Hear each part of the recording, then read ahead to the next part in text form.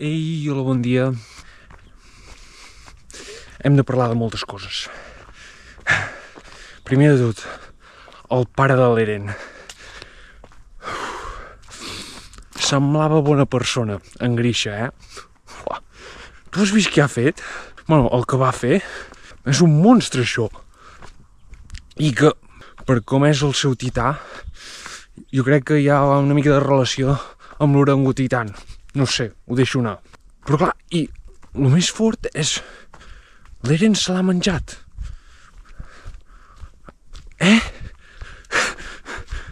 No entenc. Però sembla com si el pare volgués que l'Eren se'l mengés. No? Molt raro. Perquè quan va passar això? Quan ataquen els titans per primer cop, el primer episodi, surt el pare de l'Eren viu. I després surt un moment que jo recordi, un Eren Mikasa, sisplau, espero que estigueu bé. I llavors ja només surt l'Eren que somia lo de les xeringues. Què va passar en aquell moment? Per tant, està mort el pare de l'Eren. És que no queda clar. No, i sobretot, aquest episodi em fa qüestionar qui són els bons i qui són els dolents, perquè, sembla que tothom és dolent aquí, saps? A mi la sensació que em dona és com aviam qui aconsegueix recollir més poders de titans i ser el tità titaníssim. Clar, és que no ho he dit. El poder d'eliminar la memòria, o sigui, és superpoderós, això. Molt. Sobretot si governes, nano.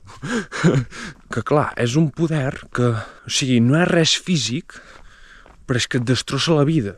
Que sí, pots dir, no, és que no has de viure el passat, has de viure el present, saps? Sí. I que la ignorància dona la felicitat, no? Perquè si no saps certes coses no pots estar preocupat, però, clar, pots estar vivint una mentida, m'entens? Però tu no ho sabràs mai. Per tant, és com cruel, però inofensiu al mateix temps. No, és un poder molt ben trobat, Clar, és un poder que si el fa servir algú dolent, vull dir, s'acaba el món directament. Potser per això el pare de l'Eren va fer el que va fer, però... I jo em pensava que allò de que la pell es tornés de cristall, saps? Era massa, que era superinjust, perquè no podien matar en Reiner ni l'Annie, saps? Què va? Esborrar la memòria, tu. No, però molt cruel, perquè si ho penses, viure és com recollir memòries, no? I si aquestes memòries les perds, és com si les hagués viscut algú altre. I clar, l'Eren, teòricament, o sigui, si en Grisha va menjar la germana de la història, que tenia el poder aquest de la memòria, i l'Eren ha menjat el seu pare, vol dir que l'Eren té tots aquests poders acumulats. I això amb l'Eren que està a dins d'una església sota terra, lligat, que li volen prendre el seu poder. I jo crec que l'Eren se sentirà culpable, o almenys incòmode, saps? Perquè tens la història allà al costat, que éreu col·legues, saps? I va i el teu pare ha matat tota la seva família i li ha destrossat la infància. I és superfort que una filla Reis, el seu nom es digui Història. Vull dir, no sé fins a quin punt és massa cruel per tota la gent que li has esborrat la memòria. També t'ho diré, amb aquest nom pot ser la persona indicada per retornar tots els records a tota la gent que se li ha esborrat la memòria. Llavors també hi ha determinades famílies que no els hi afecta el poder aquest de la memòria. Una d'elles, els Ackerman. O sigui, Mikasa, Levi i Kenny, que es pot deduir una mica que en Levi és el nebot d'en Kenny, quasi 100%. La Mikasa no, queda més lluny, crec. Però de la Mikasa és el pare que és Ackerman, que no ho sembla, perquè t'esperes que tots tinguin els cabells negres, saps? Però no. I la mare és oriental, que també segur que té la seva caixa de sorpreses. Per tant, la Mikasa és com un mix així potent. No, i ja es veu.